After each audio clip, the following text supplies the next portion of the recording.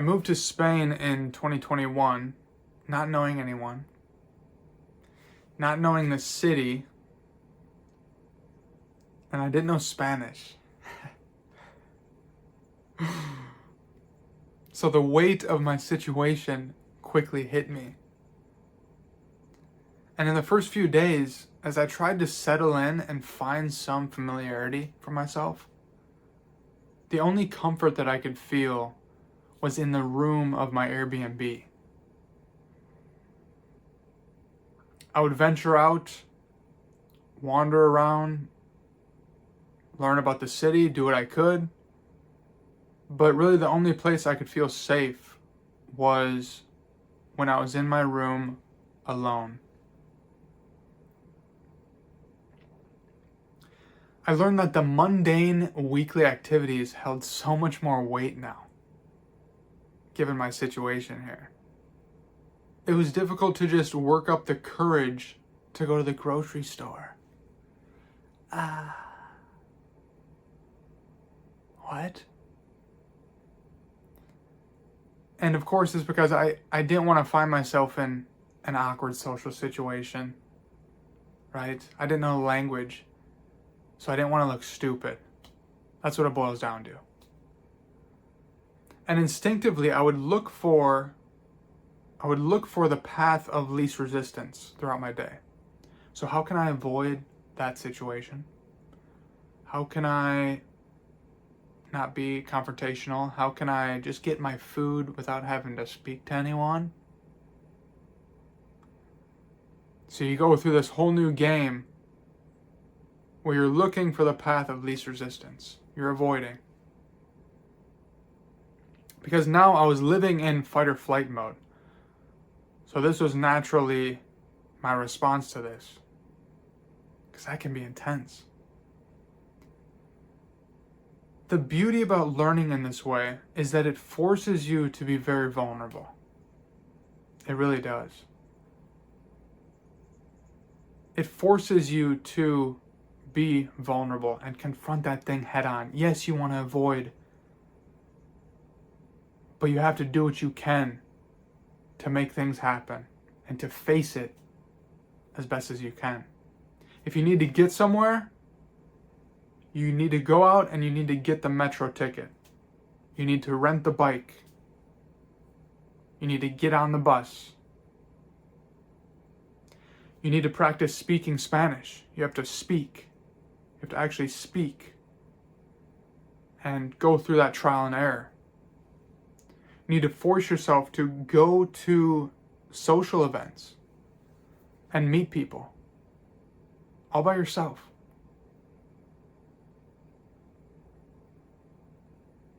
And it's those times when you'd rather just sit in your room and eat for the night and just stress eat and just watch something to distract yourself.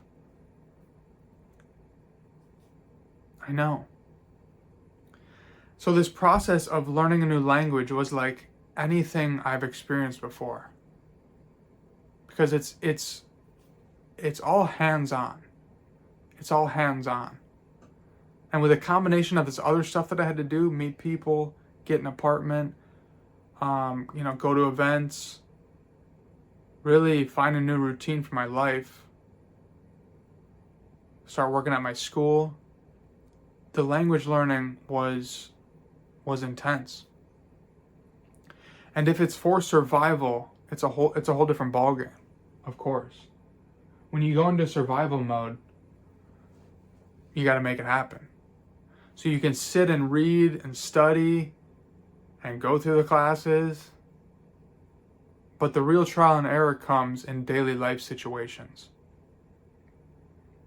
So you could go out for the day and you have some weird interaction and you just bombed. Right? Maybe you're at a government office, you're doing some paperwork and you gotta speak to people, but you just bomb it. And you go home and you beat yourself up on your walk home. You're like, damn, I could have said this. Okay, I see where I need to learn there. Another time, You could go into the bakery and you have a very smooth interaction with a Spanish lady. And you're rolling. You're absolutely rolling after that. Like, yes, let's go. Let's go. It's these situations that just come up. They just come up, and there's no predicting. There's no preparing. It's a trial and error of learning, handling it, see where you can improve, iteration. Okay? So let me tell you, as a man, starting at zero with Spanish and getting to a point where I was going on dates with Spanish women, it was one of the most rewarding things I've ever experienced. It's these times. It gets to that point where I was able to flirt and articulate my thoughts in Spanish. I remember the first time about 6 months into being there, I met up with this nice girl, and I found myself sitting at this restaurant with this Spanish lady practicing my Spanish. It was one of those moments of reflection and realization where I'm sitting there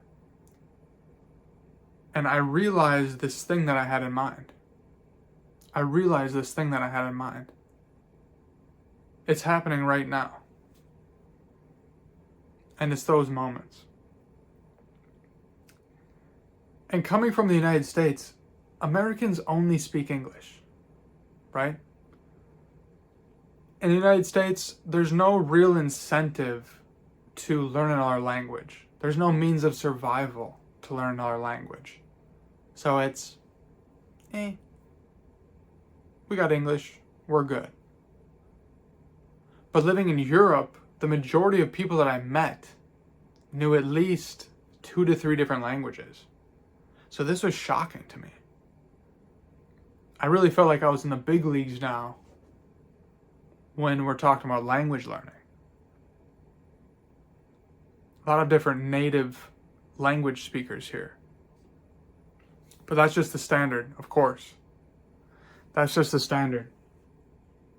And there's so much vulnerability in this experience of learning a new language if you've never done it before. There's so much vulnerability. And for this reason, I hold it so close to my heart. At times you feel like a child with no ability to communicate. I remember needing to look for an apartment within the first couple weeks of getting there. And I couldn't speak Spanish. I couldn't understand anything. Luckily, I met my best friend there who helped with finding an apartment. He actually knew some Spanish, so I'm tagging along and I can't communicate. I feel like I'm not contributing to what we're doing here. But there's beauty in that struggle. There is. You want to know why? Because when you find yourself sitting at a restaurant with a Spanish woman and you're practicing your Spanish, or when you get that order correct in the bakery with perfect pronunciation, yes, or when you go to that government office and you have that conversation that goes so well and you articulated yourself just right, you said exactly what you needed to say and you understood that person perfectly. And when someone tells you that your Spanish is good, what? After months of trial and error, you realize that it was worth it 100 times over.